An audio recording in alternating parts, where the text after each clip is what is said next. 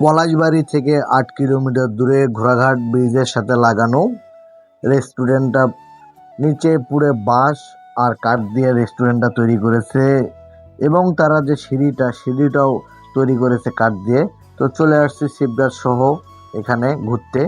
তো ভাবলাম এই রেস্টুরেন্টের কথা সবার মুখে শুনেছি, আমরাও একটু ঘুরে আসি। এখানে নাকি অল্প রেটে খাবার দাবারগুলো পাওয়া যায়।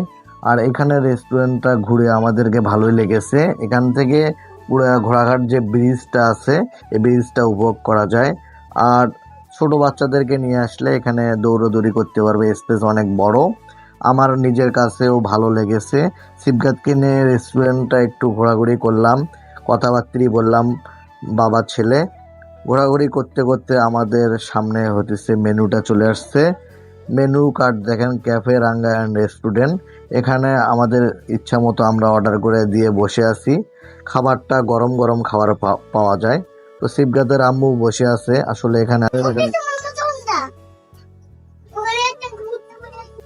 এখানে আসার পর থেকে শিবগাত অনেক খুশি, দৌড়াদৌড়ি করতেছে। অলরেডি শিবগাতের সামনে ফুচকা দিয়েছে। শিবগাতের ফুচকা নাকি অনেক পছন্দ। তো শিবগাতের মুখে আমরা শুনবো। তোমার কি ফুচকা পছন্দ?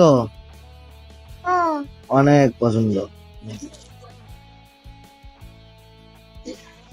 ভালো করে খাও। কিরকম মজা? হেব্বি মজা। খাই দাও, খাও। আমরা ওয়েট করতেছি, চিকেন পাস্তা অর্ডার করেছি। দেখি এখানকার চিকেন পাস্তাটা নাকি অনেক।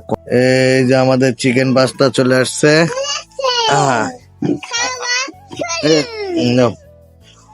চিকেন পাস্তা চলে আসছে।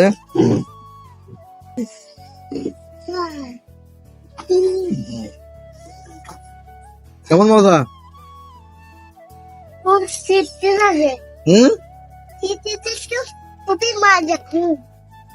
বিসমিল্লাহ, আমিও একটু ট্রাই করতেছি।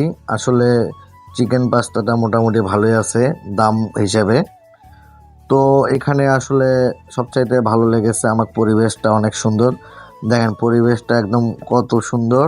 পুরো এইখান থেকে বসে আমি যে ঘোড়াঘাট ব্রিজটা দেখতে পাই।